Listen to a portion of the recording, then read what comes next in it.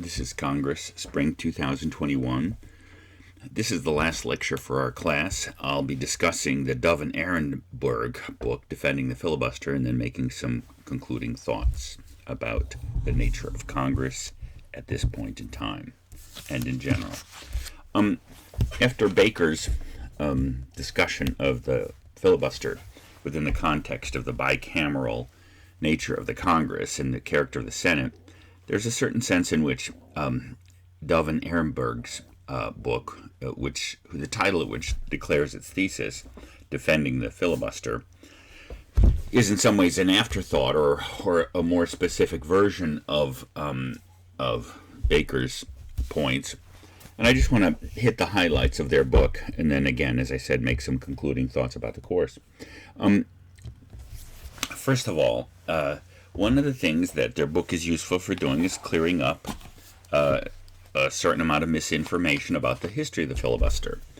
Last summer, at John Lewis's funeral, President Obama said that characterized the filibuster as a relic of the Jim Crow era. An historically false statement, and one that has gotten lots of press and been repeated. And one of the things that Dove and Arenberg's book does is set the history straight. Let me just kind of cover the highlights of that. First of all, the origins of the filibuster, aside from its etymological origins, which they do a nice job of detailing, the origins of the filibuster are in fairly traditional parliamentary procedure. All parliamentary organizations, the word parliament, as Davidson and Olazik and Lee and Schickler point out, comes from the word parler, en français, to talk. A parliament, a legislative body, is essentially a discussing and voting body, and therefore the rules of parliamentary procedure are intended so as to make debate as rational and fair and procedural as possible. Yes, another aim of parliamentary procedure is to make sure that the will of the majority presides.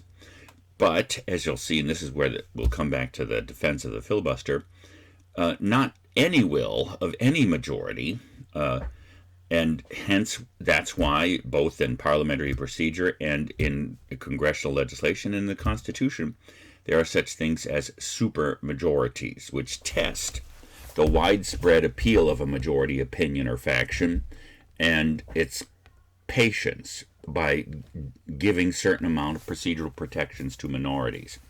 The House, again, has none of this. It's for all the reasons that we've seen since the beginning of the course, and in Davidson and Olazik and Baker, the House is a quite different body. It's more representative. It is more hierarchical, more partisan, and more party with leadership, and the majority having, in some ways, the final say.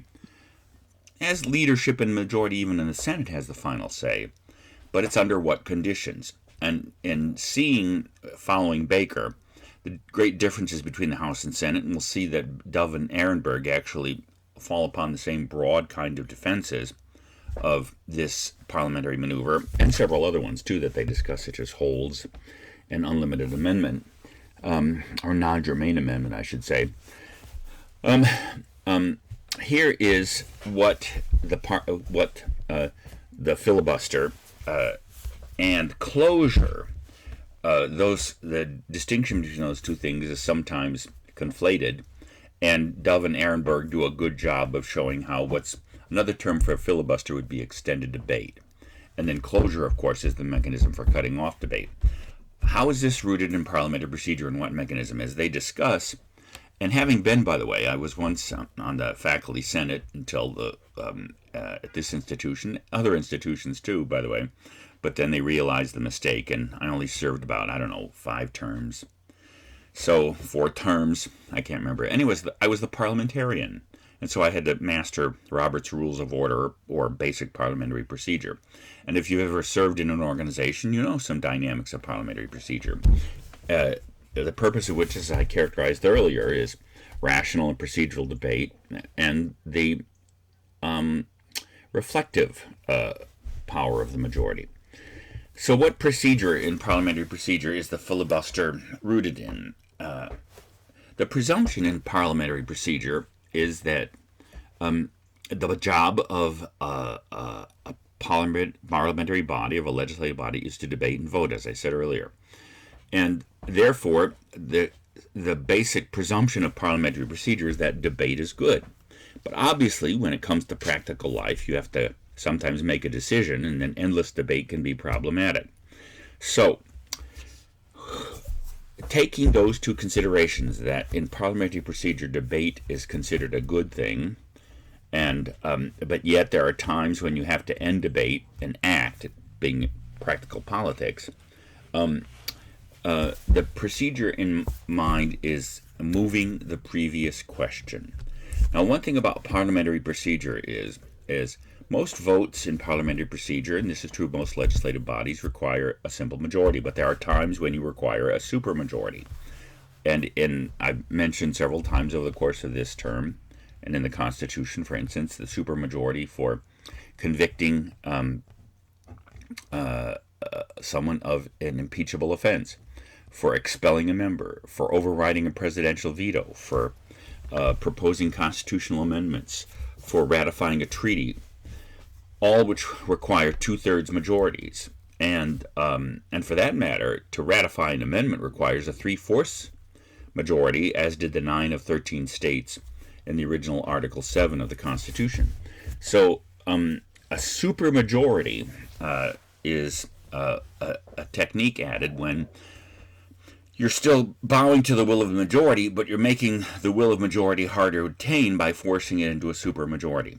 Now, again, most procedures in parliamentary procedure require simple majorities, but there are several, and it depends on the body, and it depends on the not every parliamentary body adopts Robert's Rules of Orders, and these have been modified, but unusual procedural steps such as tabling or ending debate require in parliamentary procedure a higher majority of a 2/3 majority. And calling the previous question or moving the previous question is the technique that eventually becomes the question of closure and filibuster in the Senate. So the filibuster is not the relic of the Jim Crow era, which would be an odd thing for a Democratic president and a Democratic senator who employed it many times, including the present occupant of the White House, and who defended the filibuster fairly throatily, not only about 2 years ago. And even though I can't make this claim as an empirical fact, I think that had the two Republican candidates won the senatorial runoff in Georgia and therefore maintained the Republicans' majority of a 2-vote majority in the Senate, you wouldn't be hearing the criticisms of the filibuster that you've heard from the Democratic side of the aisle. In fact, you'd be hearing from the same mouths, you'd be hearing pretty much throaty defenses of the filibuster. Now, again, for those of you writing a paper on this, or for those of you meditating on this question, go back to my original comments in the first lecture in this course. You have to be wary of institutional reform proposals, especially since they may come out of partisan urges or partisan necessity. So, and in this case, I think you have to be wary of criticisms of the filibuster that are rooted in historical falsehood, because there's a partisan advantage to be gained. But it doesn't take too much reflection to say that if the Democrats lost the majority in the upcoming 2022 midterms, my guess is they would probably reverse themselves and call for, and if they do in fact succeed, which I think is probably not likely given Senator Manchin and Senator Sinema's disposition on this, they would if they did manage to succeed in eliminating the filibuster, they would probably call for its reinstitution almost immediately after having lost the majority. So so let's go back to the parliamentary procedure, which is the real basis of this. Again, the presumption is debate is good, and there are times when extended debate is good, more of a good thing. But when you have to close off debate, moving the previous question or calling the previous question is a requirement that in parliamentary procedure, Robert's Rules requires a 2/3 majority because you need a higher majority to cut off debate.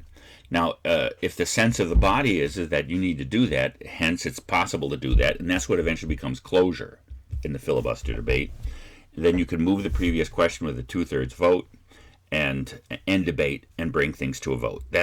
So filibuster is essentially the same thing as extended debate or unlimited debate, given the environment and nature of the Senate.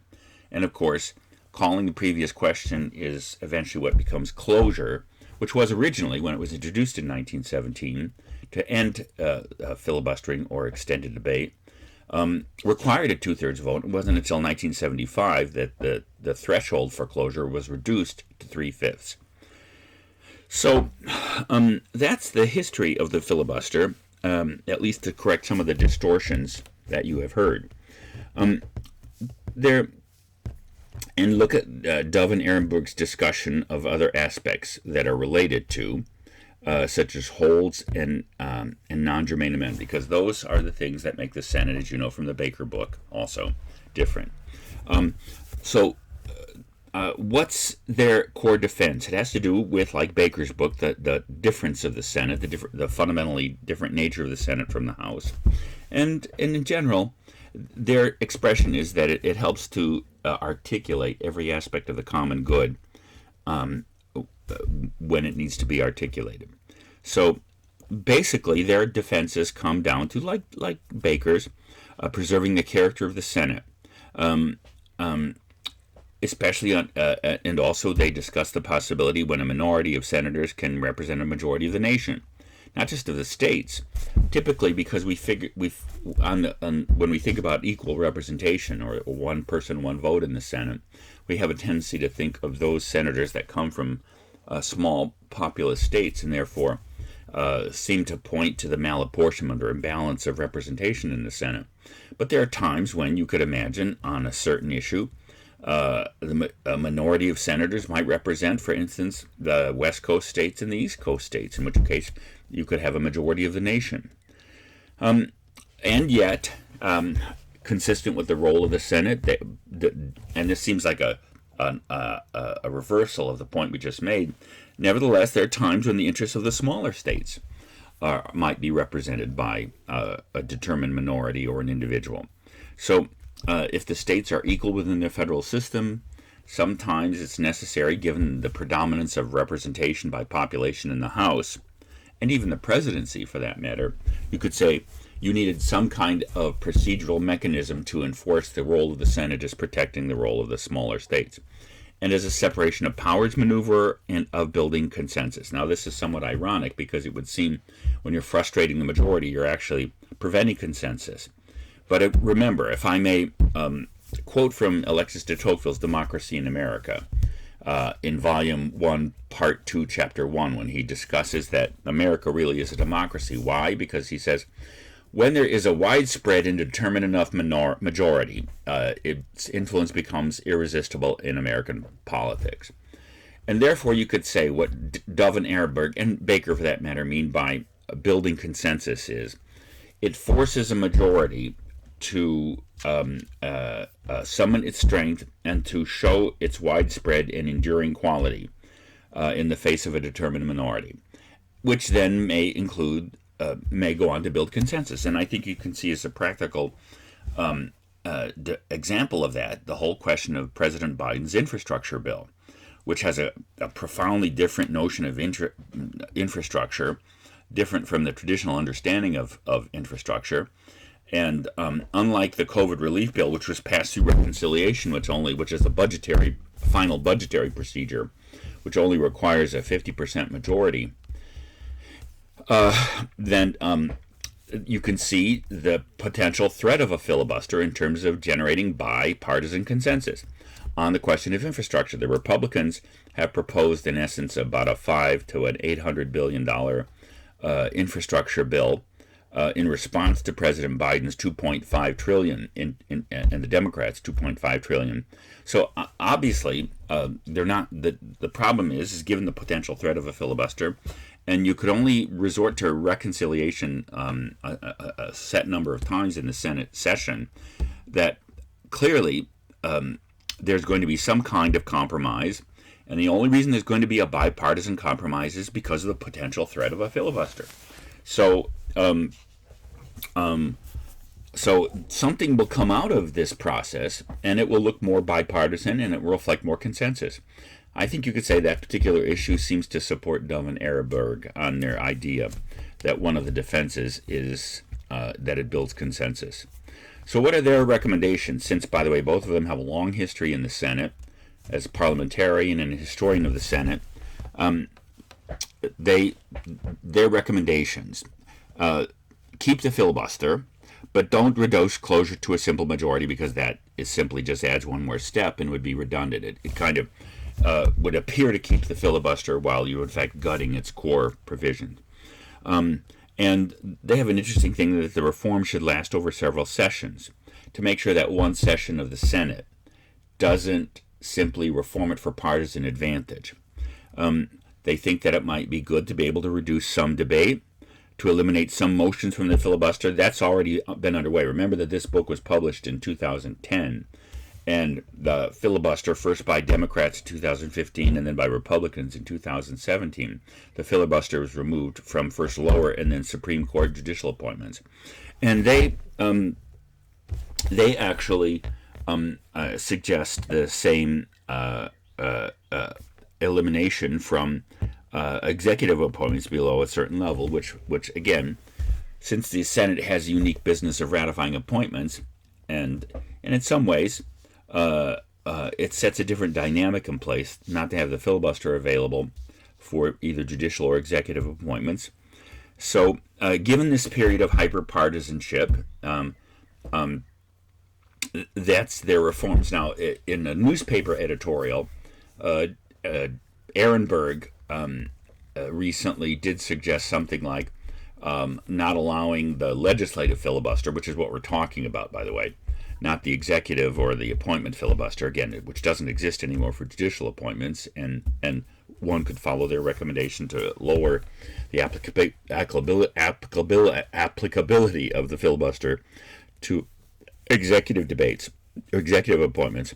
But the idea that you could still have other calendars and other business of the Senate going on while the filibuster on a particular bill, again, that's the Senate's way of kind of admitting the filibuster and being able to work on other things while you're working around it. And Arenberg himself suggested the possibility of going to a completely on the floor filibuster, just like Mr. Smith goes to Washington, or like Strom Thurmond in 1964, who held the Senate floor for 26 hours in filibustering the Civil Rights Act of 1964. So you have to work through their proposals for reform, and that's essentially what they add to Baker's consideration of this issue in terms of the larger issue of bicameralism.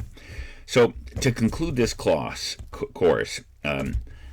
remember, I started the course out with the fact that Americans appear to have lost confidence in their legislative institution, and that most Americans believe that Congress is dysfunctional, and only a tiny minority think that it's working, 9 to anywhere 13%, depending on the year and the issue.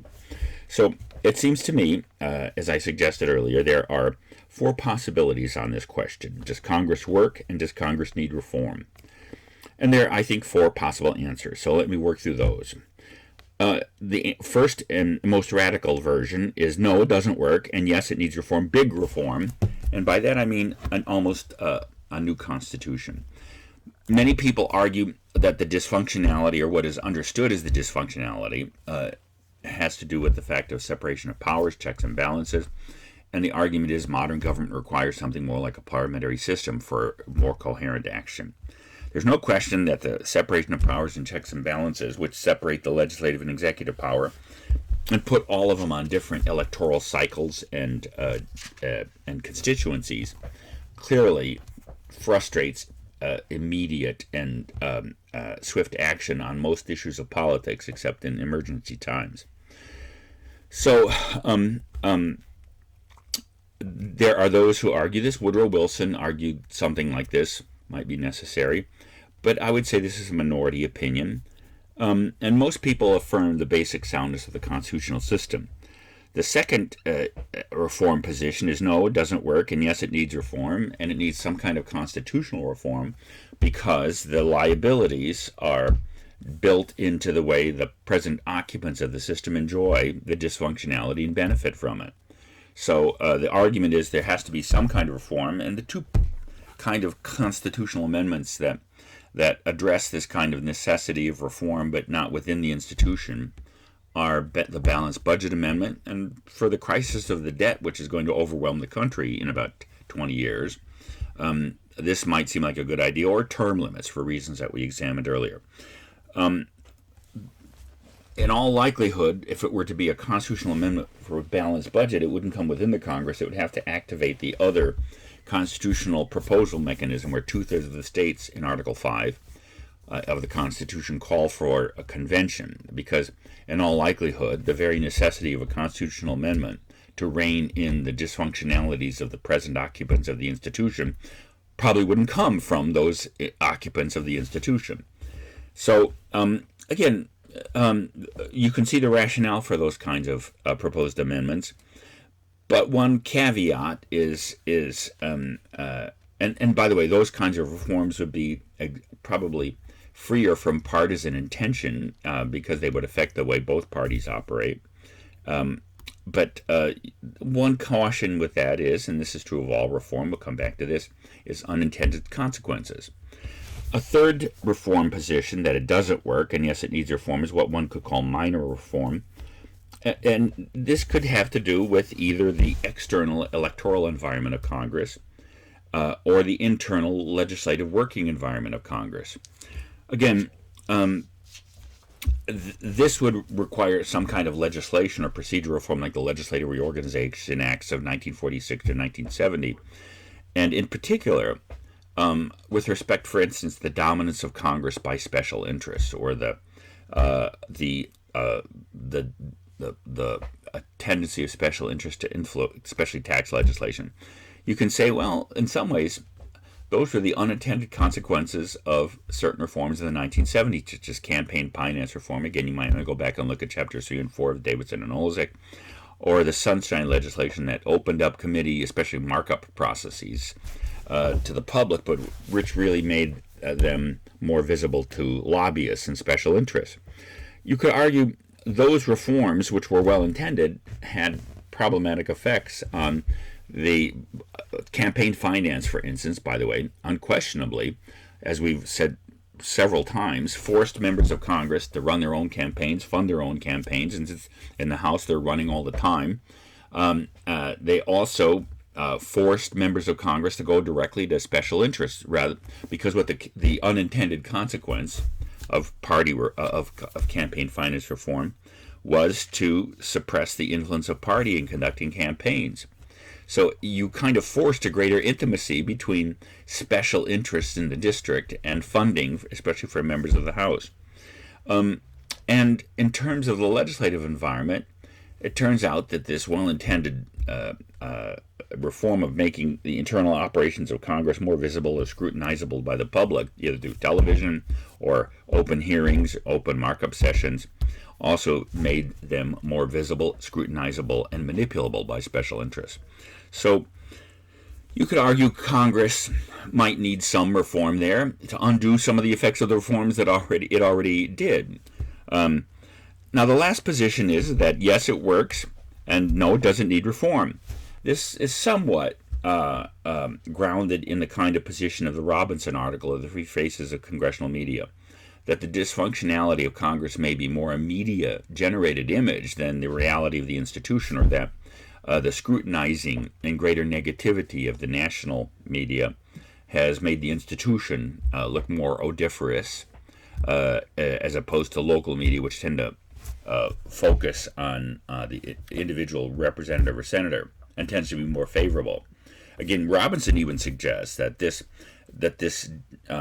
dichotomy in national versus local media may be one of the reasons why people despise the institution but then tend to support their local individual, because their local individual gets easier press from local press outlets. So the ultimate defense is that politics is messy, Congress is messy, and that the messiness of Congress is actually the reflection of the messiness of politics or the divisions of opinion and interest in the American people. So it's true. The framers never thought that raw public opinion, raw democratic public opinion, could govern the country, and that you needed some kind of institutional refinement. As Hamilton says in Federalist 71, it's not public opinion per se, it's the deliberate sense of the community that governs policy in a constitutional republic. And that therefore, if Congress is as messy as the original public opinion, then in some ways it suggests there's some failure there. So that's the delicate and difficult question.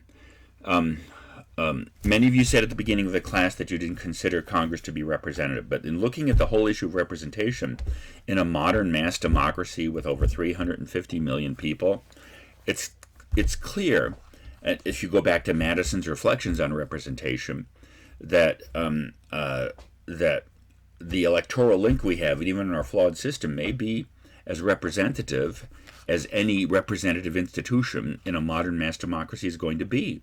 Unless, by the way, in my American government class a couple of years ago, I used to have a paper exercise where Congress would be eliminated and replaced with a national television direct voting show. Most students, by the way, don't want to go that far. But the problem, if you think, is that in a nation as large, complex, and diverse as ours, that Congress, as a representative institution, is never going to look exactly like those, nor should it, by the way, like the actual demographic and other qualities of the American people, even if it looks a little bit more like that. And that finally, a tie of self-interest through re-election is about as dominant and useful a tie as you're going to get to make an institution representative. So when you're considering reform, you always have to say, is it possible within the limits of our present existence of politics to make things better? And the answer for Congress may be, as messy and as ugly as it looks, nevertheless, this is as good as an institutional reflection of the American people may look. And as for legislative or internal reforms, again, consistent with the broad bicameralism of both chambers, I know it seems like a tepid defense of an institution to say it's probably as good as it's going to get, and trying to make it better may actually make it worse. But there may be some kind of essential truth for our interesting, messy, flawed, but defensible legislative institution.